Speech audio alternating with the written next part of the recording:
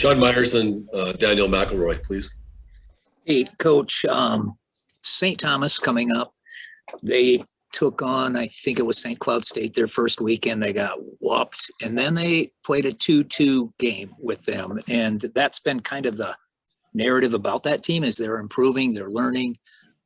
Given all that, what do you expect from St. Thomas Thursday and Saturday? A tough out. I mean, you go ahead and you put somebody in charge like Rico Blasi, who's been very successful as a Division I hockey coach at running a program at Miami University.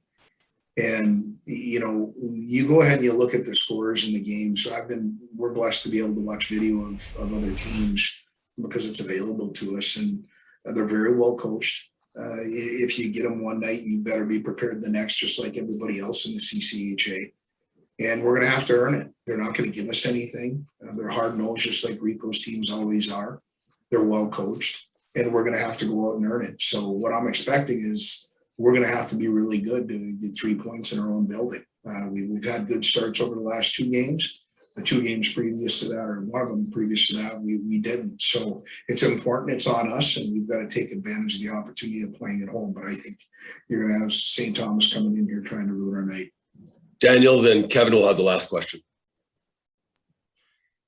Just to talk a little bit about the bigger picture of this series, the Mavericks don't get to play too many Minnesota teams since the disbandment of the old WCHA. You want to talk a little bit about what being able to play another Minnesota team more often means to not just Minnesota State, but the state of Minnesota?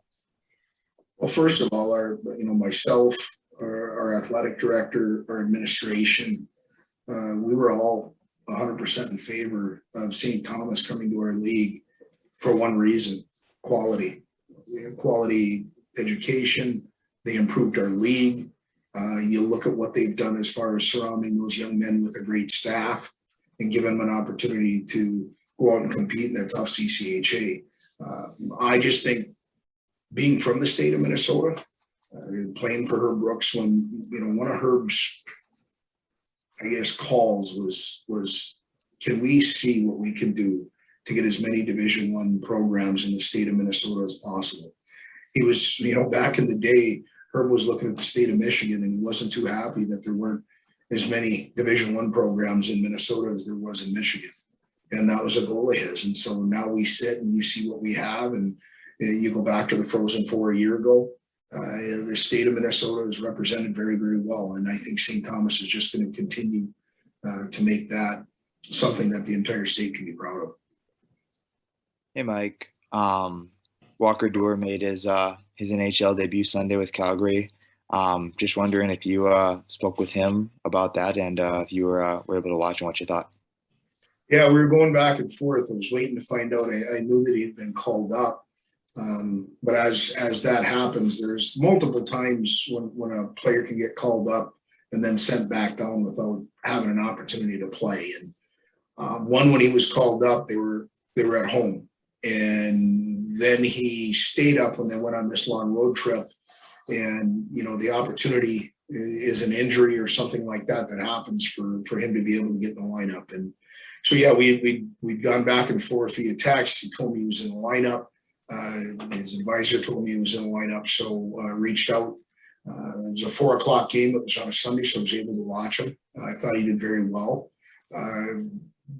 for himself. So hopefully he continues to put himself in a spot where he can get back in the lineup. But very proud of him, very excited for him and his family to be the first player out of the state of South Dakota to play in the National Hockey League. That's something that he'll have forever.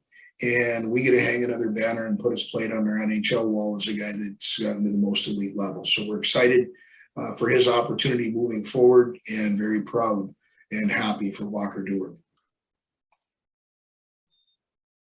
Kevin, do you have another question?